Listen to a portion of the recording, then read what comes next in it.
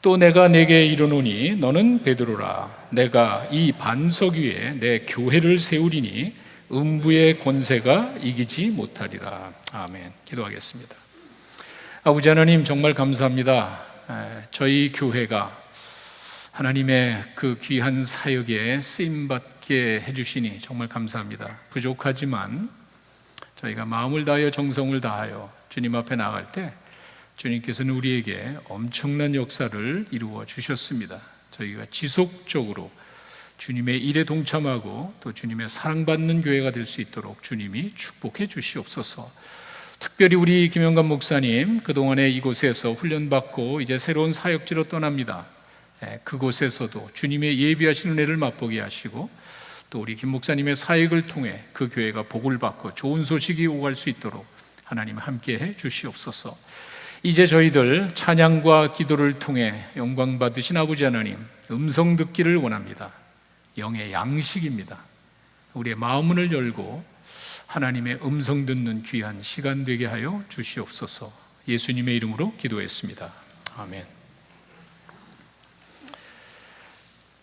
저희의 이번 선교 여행은 우리가 속한 미국 교단의 동아시아 선교 대회에 자원봉사자로 참여하고 온 것입니다.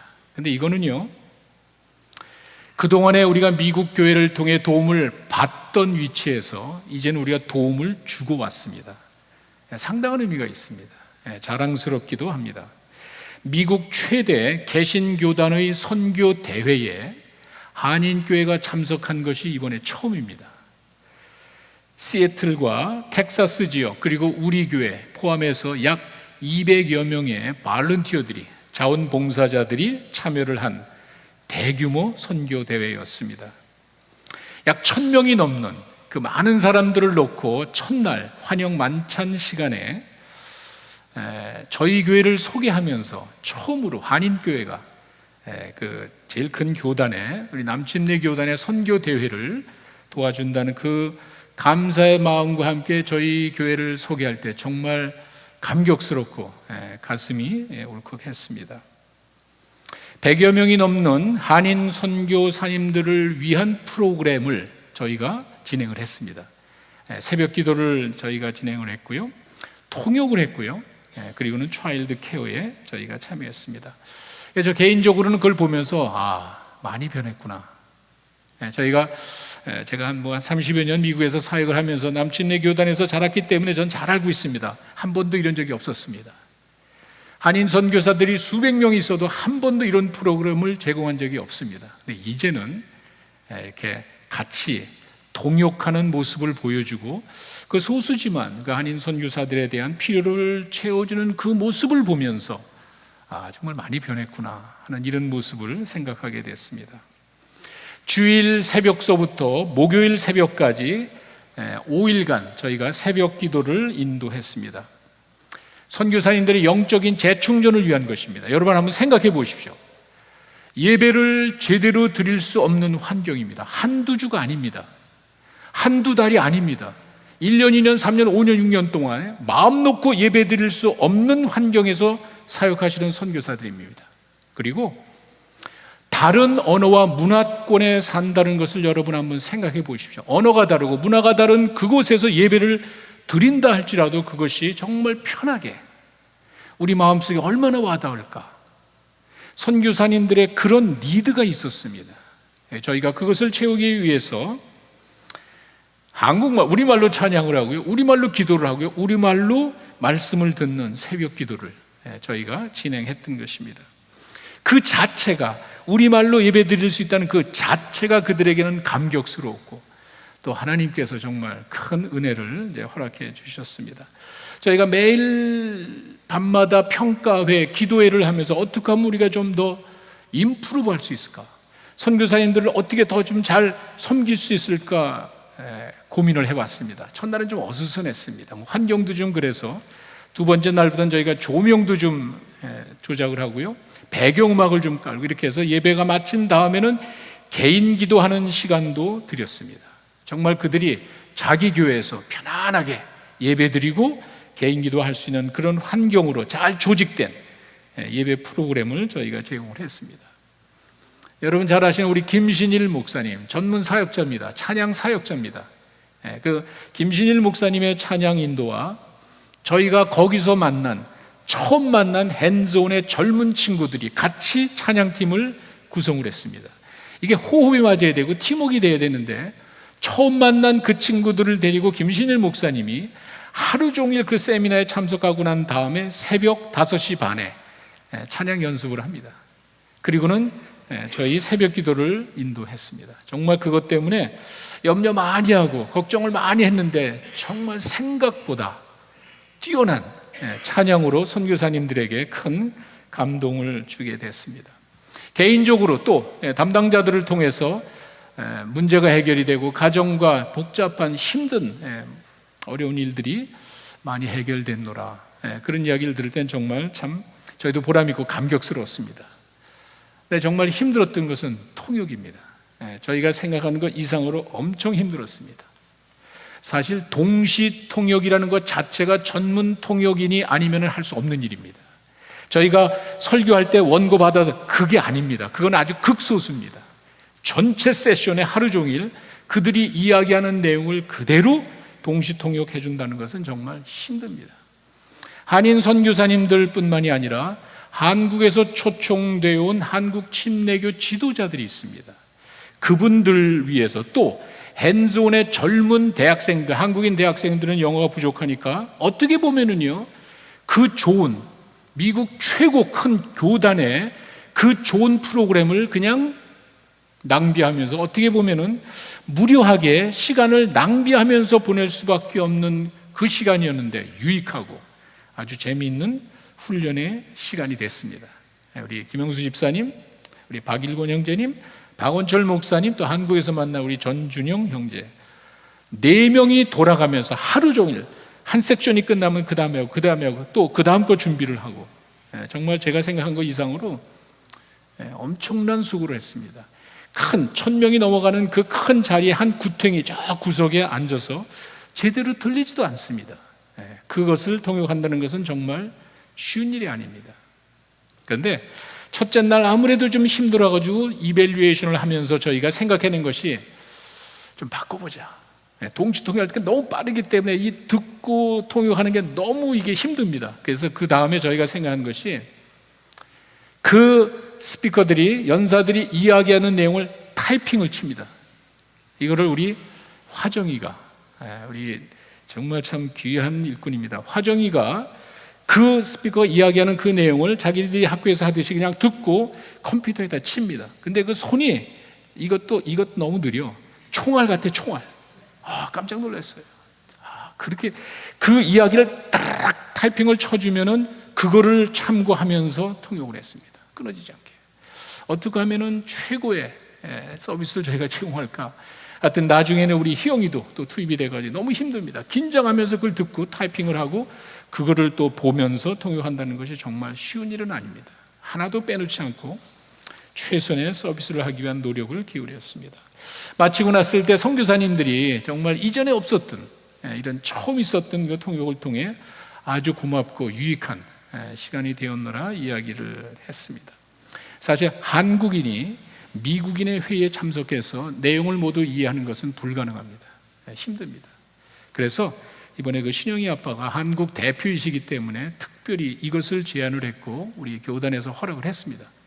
저희 교회 자원봉사로 참여해서 정말 철저하게 순간순간마다 준비를 해서 정말 그들에게 최고의 서비스를 제공을 했습니다.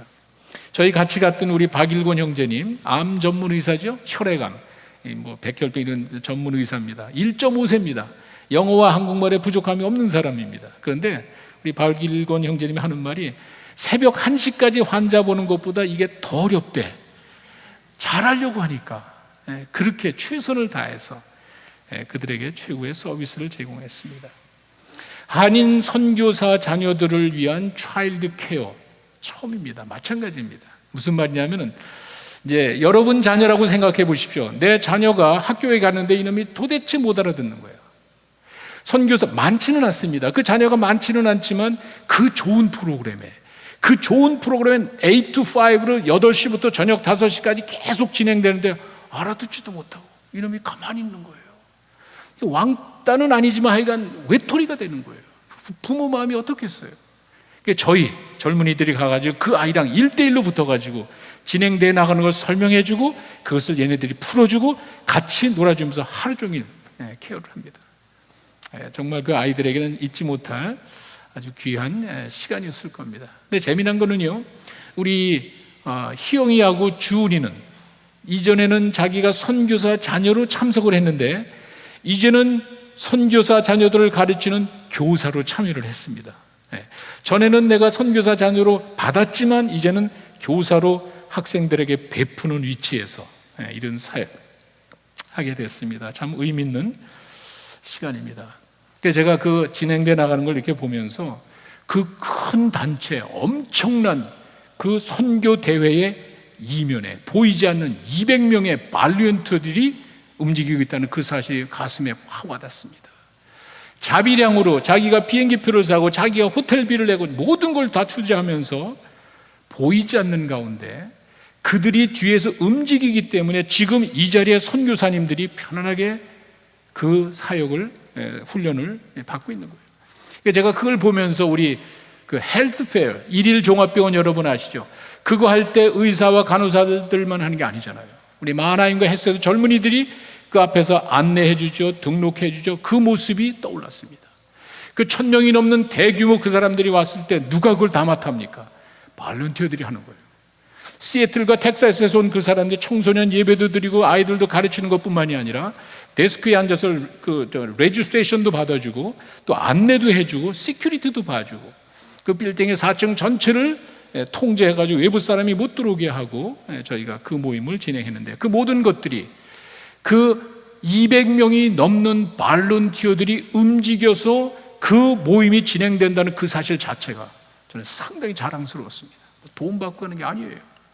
정말 순수하게 내 물질과 내 재능과 내 시간을 들여서 하나님의 일에 동참한다는 그 모습이 너무 아름다웠어요. 우리 주님이 얼마나 기뻐하실까 그 생각을 했습니다.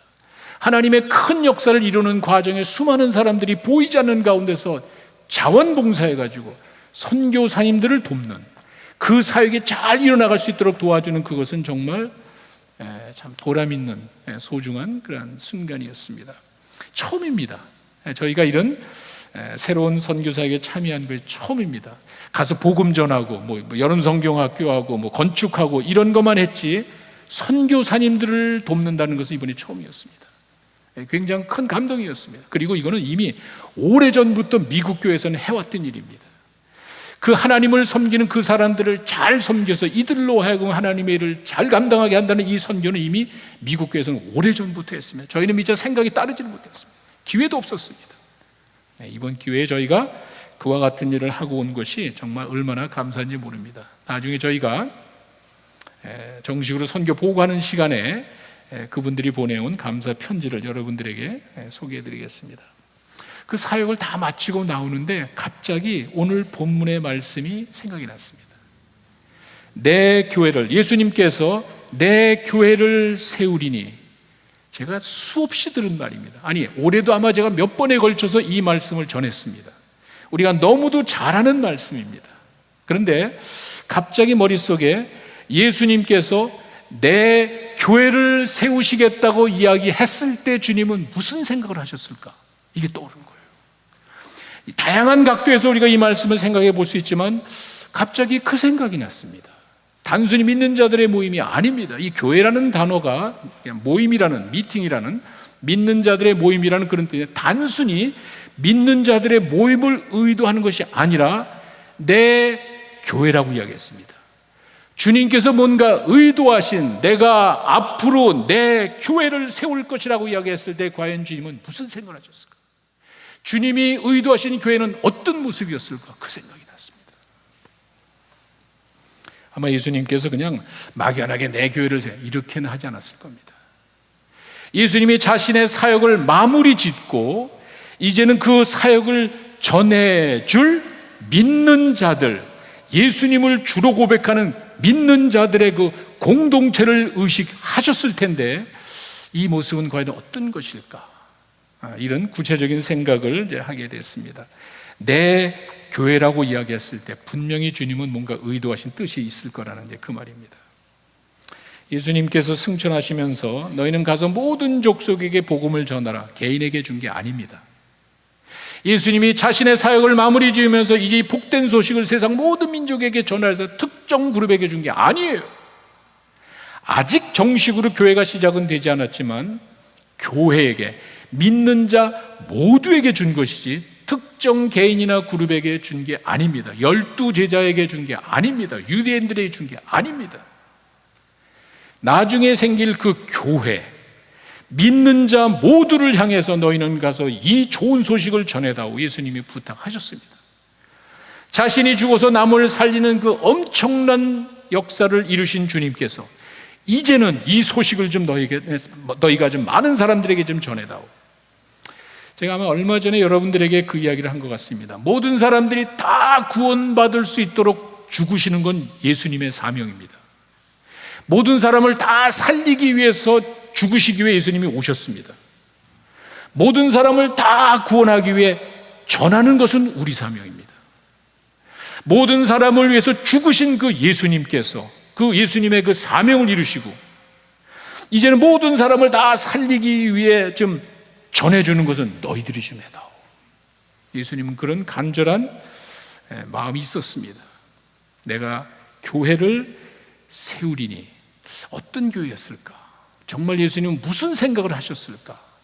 그런 것들이 머릿속에 사라지지 않았습니다. 이것이 바로 교회를 향한 우리 주님의 마음이었습니다. 여러분, 교회의 주인은 우리 예수님입니다. 다시, 여러분이 교회에 나오는 거는요, 단순히 어떤 개인을 만나기 위해서인 것이 아니라 교회는요, 교회의 머리 대신 주님을 만나고 그 주님의 뜻을 이루는 것이 교회의 사명입니다. 그것이 교회의 목적이 되어야 되는 거예요. 우리가 그냥 뭐 예배드리고 가고 성경 공부하고 뭐 소그룹 모여서 즐겁게 가지만 그것이 전부가 아니에요. 한 과정일 뿐입니다. 우리가 그런 것들을 통해서 추구하는 목표는 딱 하나입니다. 이 교회의 주인 되신 그 주님의 뜻을 이루는 거예요. 이 목표가 분명해야 하나님께서 이 교회를 축복해 주실 줄로 믿습니다. 사람의 모임이 아니에요. 단순히 내가 즐겁고 만족해서 가는 게 아니에요. 이 모임을 통해서 과연 하나님께서, 아니 주님께서 뭘 만족을 얻었을까? 이런 생각을 할 수 있어야 되는 거예요. 왜? 교회의 주인은 예수님이기 때문에 그래요. 우리가 그런 의식이 없다면 여러분이 아무리 노력한다 그래도 아무 소용이 없습니다. 주님과 동떨어진 삶을 살아가는 것입니다. 그러나 우리의 마음속에 예배드리고 목장 모임에 가고 훈련받고 하면서 결국에 이 교회의 주인 되시는 그 주님의 마음이 어디 있을까? 주님의 뜻이 뭘 것을 헤아린다면 하나님께서는 반드시 여러분과 함께 계실 줄로 믿습니다. 교회를 향한 주님의 마음, 우리 모두의 고민이 되어야 되지 않을까 생각합니다. 그러면서 저는 예루살렘 교회를 생각해 봤습니다.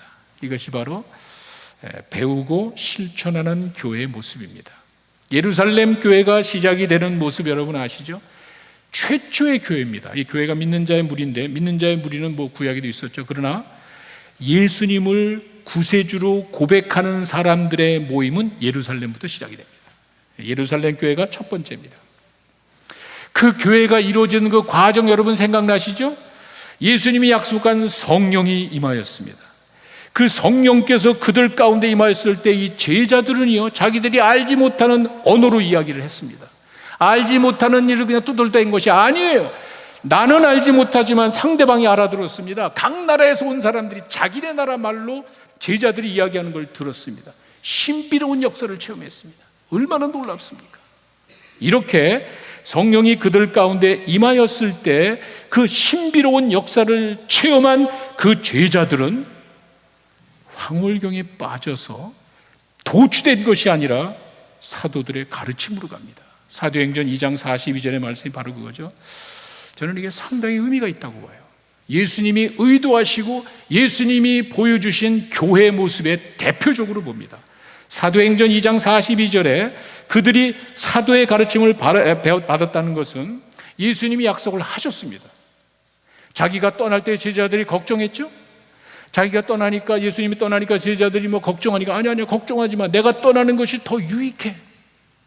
내가 떠나면은 아버지께서 성령을 보내주시는데 그 성령께서 모든 믿는 자들에게 임하기 때문에 내가 떠나는 것이 오히려 훨씬 나아. 지금은 내가 있는 이곳에 기적이 나타나지만 이제는 믿는 자 모두에게 그 성령이 임하였을 때 나타나는 놀라운 역사를 의미합니다. 요한복음 14장 17절에 이것은 진리의 영이다 이렇게 이야기합니다. 진리의 영은 예수님의 영입니다. 여러분 한번 생각해 보십시오. 예수님의 영을 받은 사람들의 모습이 어떻겠습니까? 그저 여러분 마음대로 생각하면 안 되는 거예요. 예수님이 약속하신 성령을 받은 그 진리의 영이라고 그랬을 때 진리의 영은 예수님의 영인데 그 예수님의 영을 받은 사람들이 어떻게 해야겠어요? 예수님의 뜻을 따르는 거예요. 내 만족에 빠지는 게 아니에요. 그렇게 생각하시면 잘못 생각하는 거예요. 진리의 영은 예수님의 영이고 예수의 영을 받은 사람들은 바로 예수님의 뜻을 따르게 되는. 그래서 이들이 성령 받고 난 다음에 그 황홀경에 빠져 신비주의에 빠지는 것이 아니라 제자들의 가르침으로 갑니다. 이게 바로 초대 교회의 모습이었습니다. 이들이 설교를 듣고 난 다음에 베드로의 설교를 듣고 난 다음에 어찌할꼬 가슴을 치며 회개합니다. 이들이 얼마 전에 예수를 죽였던 사람들이에요. 이들은 얼마 전에 예수를 십자가에 못 박혀 죽으라고 이야기했던 사람들인데 베드로의 이야기를 듣고 예수를 죽인 사람이 어떻게 베드로의 설교를 듣고 가슴을 치며 회개를 하겠습니까? 성령의 역사였어요. 요한복음 16장 8절에 가시면은요, 그가 와서 죄에 대하여 의에 대하여 심판에 대하여 세상을 책망한다 그러잖아요. 그죠? 이렇게 성령이 오시면은 죄에 대해서 의에 대해서 심판에 세상을 책망한다 그러는데 베드로의 설교를 듣더니 그 사람들이 회개하잖아요. 성령의 역사입니다. 사람이 하는 게 아니에요. 인위적인 방법으로 사람을 움직이는 그게 아니에요. 어떤 방법을 되풀이해가지고 되는 게 아니에요. 그렇게 생각 잘못된 거예요. 인간적이고 세속적인 방법입니다. 어느 누구도 나서지 않았습니다. 하나님의 말씀이 선포될 때 성령이 역사하셔서 예수님이 이야기하신 그대로 성령이 오시면은 세상에 책망을 한다 그랬는데 정말 이들은 말씀을 듣더니 가슴을 칩니다. 베드로의 설교를 듣고 예수님을 모른다고 부인하면서 쫓겼던 그 바보 같은 그 지도자의 이야기를 듣고 어떻게 가슴을 칩니까? 자기 살겠다고 예수님을 모른다고 부인했던 그 베드로에게 뭘 배울 게 있겠습니까? 성령이 역사하시는 거예요. 교회가 그렇게 시작이 됐습니다. 이런 모습 가운데 우리가 깨달을 수 있는 것이 2장 44절에 가니까 그런 사도의 가르침에 머문 게 아니었습니다. 이렇게 이들이 진리의 영, 예수님의 영을 받았기 때문에 말씀으로 돌아간 것까지는 좋은데 거기서 멈춘 게 아니었습니다. 2장 44절에 믿는 자들이 다 함께 있어 물건을 통용하고 재산과 소유를 팔아 각 사람의 필요를 따라 나눠줬습니다. 이건 뭐 자신들이 알아서 한 게 아니에요. 이 사람들이 자기가 감동받아서 한 게 아니에요.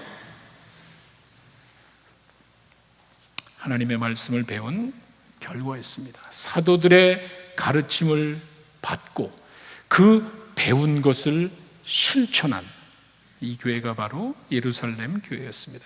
교회가 그렇게 시작이 됐습니다.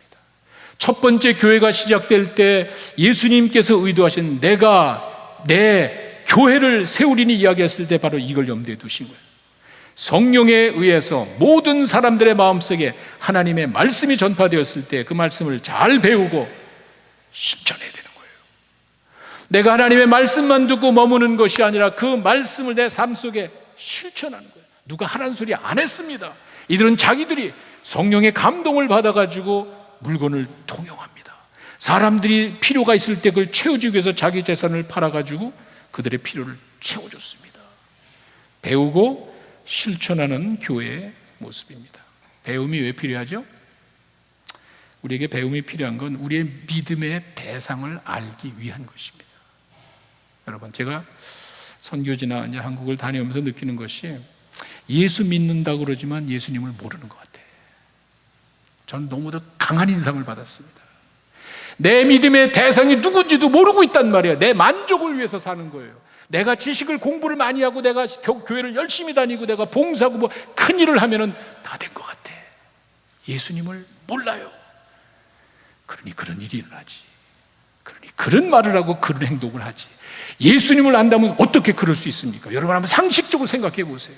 내 믿음의 대상을 모르더라고요. 모르겠어요. 안 가르친 건지 가르쳤는데 이들 실천하는 건지 그건 난 모르지만 우리가 배워야 되는 이유는 내 믿음의 대상을 정확하게 알아야 되는 거예요. 내가 믿는 예수님이 어떤 분이고 그분이 뭘 원하시는지를 모르고 어떻게 신앙생활을 합니까? 자기 만족이지. 그게 미신이에요. 자기만 기뻐하고 자기만 펄쩍펄쩍 뛰는 것이지 주님이 기뻐서 춤을 추고 주님이 원하시는 모습인가? 생각 안 하잖아. 잘못된 거예요. 배움이 필요한 거는 여러분 믿음의 대상을 잘 하셔야 돼요. 그 예수님을 알고 예수님을 만나면은 그거밖에 없잖아요. 실천이 필요한 것은 주님의 뜻이 구체적으로 이루어지는 과정이기 때문에 그래요. 알기만 하면 뭐합니까? 머리만 가득 들어가 있으면 뭐합니까? 그 배운 것이 실천되어졌을 때 사도행전 2장 47절에 가니까 마지막 절이니까 믿는 자들을 더해 주시잖아요. 내 머릿속에 있는 믿음이 실천되어졌을 때 그 가운데 하나님의 역사가 나타난다는 거예요. 참 배우고 실천하는 것이 우리의 믿음의 실천에 하나님의 역사가 있다는 사실을 여러분 믿으시기 바랍니다. 제가 개인적인 간증을 하나 해드려야 될 것 같습니다. 저는 올해 원치 않는 3번에 걸친 다리 수술을 했습니다. 다리 혈관 수술입니다. 그리고 마지막 수술은 제가 선교 떠나기 전 한 달도 안 됩니다. 아직도 완전히 통증이 사라지지 않은 상태였습니다. 사실 제 내적으로 상당히 고민을 많이 했습니다. 이거 갈 수 있을까? 망설이고 고민을 했습니다. 그뿐만이 아니라 사실 심혈관 검사도 했는데 결과가 별로 좋지 않았습니다. 과연 내가 이 장거리 여행을 할 수 있을까? 제가 10년 전에 심혈관으로 죽을 뻔했기 때문에 그 사실을 알고 나서 어떻게 갈 수 있습니까? 안 좋다는데. 지난번에 뭣도 모르고 갔지만 제가 고민을 많이 하고 우리 이성훈 집사님하고도 상담을 하고 괜찮을지 고민을 많이 했습니다. 한국 가는 비행기를 아틀란타에서 타고 14시간 비행기 타고 가는데 정말 힘들었습니다. 엄청 다리가 아팠습니다. 제가 이렇게 서 있으면 아무렇지 않습니다. 이게 누워 있거나 서 있으면 아무렇지 않은데 이게 구부러지는 이 다리가 수술한 부위가 이게 뭐 한두 시간이 아니잖아요. 14시간 앉아있는데 정말 엄청 고통스러웠습니다. 한국에서 지금 있다가 동아시아 들어가는데 마찬가지예요. 엄청 아프더라고요. 그러면서 과연 내가 이 선교를 해낼 수 있을까? 하루 종일 앉아 있어야 되는데 하여튼 그런 고민을 하면서 금요일 날 들어가고 금요일 날 밤에 들어가고 토요일 날 오리엔테이션을 끝나고 주일 아침 섹션이 끝나고 화요일 날 아침이 되는데 갑자기 통증이 사라진 거예요. 깜짝 놀랐어요. 난 그냥 자연히 일어서 이렇게 좀 주무르고 해야 되는데 월요일 날 아침에 이러는데 통증이 완전히 사라진 거예요. 이게 서서히 사라진 게 아니라 그냥 갑자기 없어진 거예요. 그래서 좀 깜짝 놀랐어요. 막 만져보고 했는데 깨끗합니다. 내추럴, 자연 힐링이 아니라 그건 서서히 치료된 게 아니라 정말 기적같이 없어진 거예요. 그 닷새 동안 사역하면서 아무런 문제가 없습니다. 그런데도 믿음이 약하니까 속으로 아마 비행기 타고 다시 가면은 또 다시 통증이 올 거야. 이제 선교 사역 다 끝났으니까 이제 이런 생각을 했습니다. 은근히 걱정이 되고 또 불안한 마음이 있었습니다. 동아시아에서 나오는 한국 비행기를 타는데 아무렇지 않습니다. 14시간 다시 비행기 타고 한국에서 미국에 들어오는데 아무렇지 않습니다. 완전하게 하나님이 치유해 주신 줄로 믿습니다. 자, 두 번째예요. 여러분 아시다시피 제가 10년 전에 우크라이나 선교 가다가 비행기 안에서 저 혼자 비행기 안에서 심장마비가 와서 죽음의 일보 직전까지 갔었죠. 그리고 제가 극적으로 하나님이 살려주셔서 스텐트 2개를 켜고 스텐트 2개를 집어넣고 겨우 살아난 것이 10년 전인데 두 번째 또다시 선교지에서 하나님께서 저에게 이런 놀라운 일을 이루어 주셨습니다. 믿음으로 주의 일을 해나갈 때 기적 같은 하나님의 역사를 체험하게 될 줄로 믿습니다. 믿음의 실천이 그래서 중요합니다. 제가 여기 앉아 있었다면 이런 일 없었을 거예요. 그러나 하나님께서 부족하지만 믿음으로 나갔을 때 그런 엄청난 역사를 저 개인에게도 허락해 주셨습니다. 교회를 향한 주님의 마음, 열심히 배우고 실천하는 교회였습니다. 여러분들이 하나님의 말씀을 열심히 배워 내 믿음의 대상을 잘 알고 여러분들이 그 믿음을 실천하여 하나님의 역사를 체험할 때 여러분의 삶은 복된 삶이 될 줄로 믿습니다. 또 하나는 복음에 구체적으로 동참하는 교회입니다. 복음에 구체적으로 동참하기 빌립보 교회가 생각이 났습니다. 빌립보서 1장 5절에 가시면은요 이런 말씀이 있습니다. 사도 바울이 빌립보 교회에게 하는 말이 너희가 첫날부터 이제까지 복음을 위한 일에 참여하고 있기 때문이라. 보세요. 첫날부터 이제까지 흔들림이 없이 일관성 있게 지속적으로 사도 바울의 복음 증거 사역을 도와준 교회가 빌립보 교회였습니다. 4장으로 가시면은요 4장 15절에 이런 말씀이 있습니다. 빌립보 사람들아 너희가 알거니와 복음의 시초에 내가 마게도냐를 떠날 때 주고받는 내일에 참여한 교회가 너희 외엔 아무것도 없어. 여기에 주고받는 일이라는 그 단어가 뭔가 해서 제가 헬라어를 찾아보니까 상업, 커머셜, 상업용어로 거래 구자 이런 뜻이 있어요. 거래 구자. 사도 바울이 복음 증거했을 때 빌립보 교회는 처음부터 지금까지 거래 구자를 가지고 있었다는 거예요. 선교원금을 이야기하는 거겠죠. 빌립보서 4장 16절에 가니까 데살로니가 있을 때도 너희가 한 번만이 아니라 두 번이나 냈을 것을 도와줬다.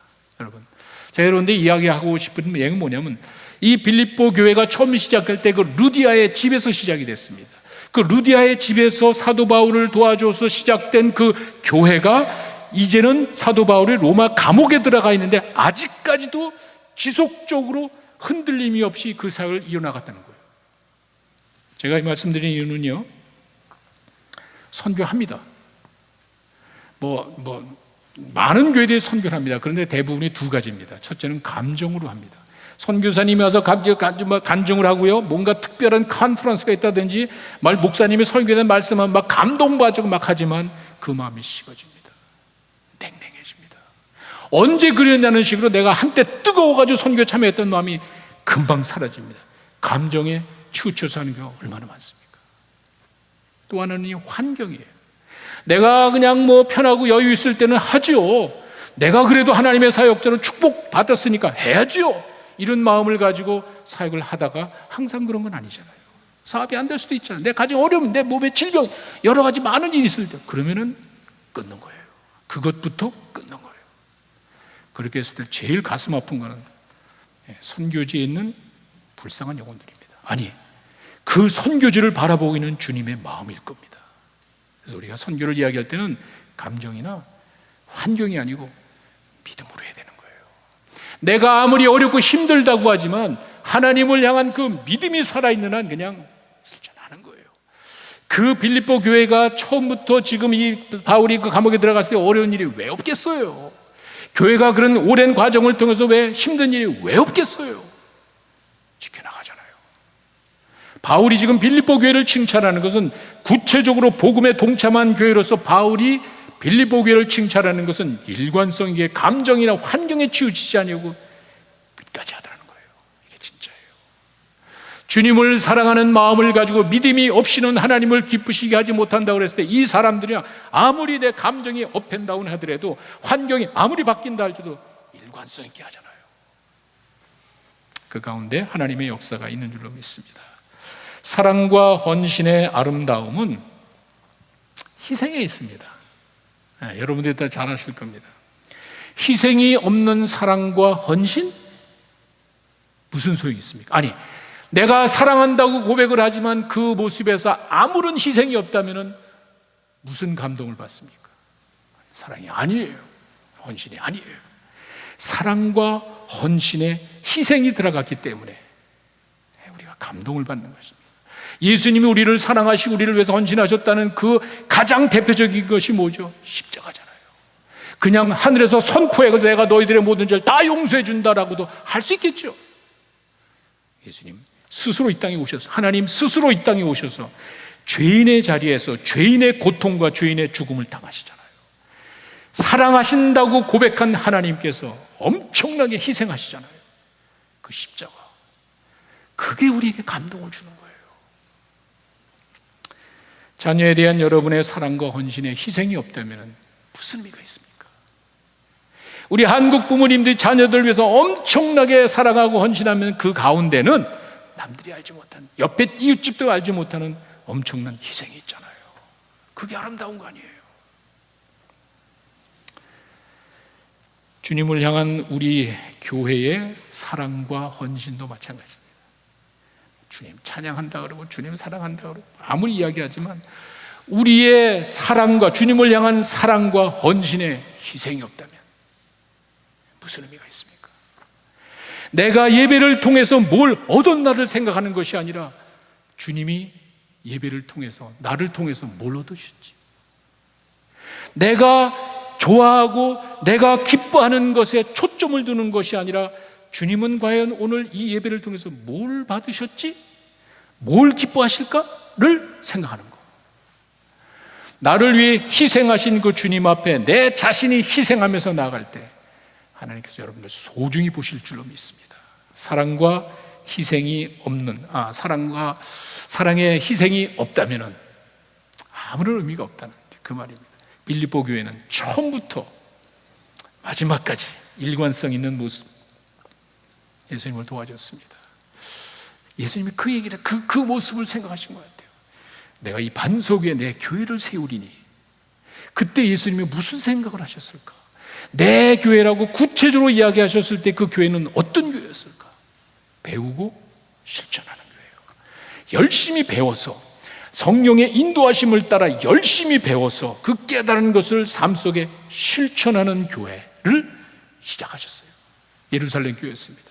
그리고는 이방 교회지만 이 빌립보 교회는 그 루디아를 통해서 교회가 시작되면서부터 지속적으로 개인의 감정이나 환경에 관계없이 믿음으로 선교를 했습니다. 이런 교회를 예수님이 의도하시지 않았을까? 내가 이 교회를 세우겠다고 이야기했을 땐 배우고 실천하는 교회, 복음에 구체적으로 일관성 있게 참여하는 교회를 말하는 것이 아닐까. 내 교회를 세우겠노라고 하신 그 주님의 마음, 이번 선교를 통해 아주 뼈 깊게 생각을 했습니다. 아주 가슴속 깊이 새기게 됐습니다. 우리가 열심히 배우고 그 믿음을 실천해야 되겠다. 배우는 것은 내 믿음의 대상을 알기 위한 것이고, 실천은 하나님의 역사를 체험하기 위한 것. 잘 기억하십시오. 내가 아무리 지식이 많다 그래도 하나님의 말씀대로 순종해보지 않은 사람은 하나님의 역사를 알 수가 없는 거예요. 하나님의 역사를 알 수 없다면 여러분은 신앙생활은 헛거예요. 형식이에요. 내 자신이 희생하면서 하나님 앞에 내 자신의 모든 것을 내바치면서 헌신해 나갔을 때 하나님은 반드시 여러분들을 통해서 역사해 주실 줄로 믿습니다. 그런 교회를 주님이 원하시는구나. 배우고 실천하는 교회, 복음에 구체적으로 일관성 있게 추진하는 그 교회를 향한 주님의 마음이 아직도 우리들을 바라보는 주님의 마음이라는 것입니다. 그래서 저는 이번에 우리가 더욱더 열심히 배우고 우리 믿음을 실천해야 되겠다. 아무리 내 감정과 환경이 흔들린다 할지라도 일관성 있게 하나님의 사역에 동참해야 되겠다. 이와 같이 예루살렘 교회와 빌립보 교회의 모습을 가지고 나아갈 때 여러분들을 통한 하나님의 역사는 지속적으로 이루어질 줄로 믿습니다. 기도하겠습니다. 여러분 조용히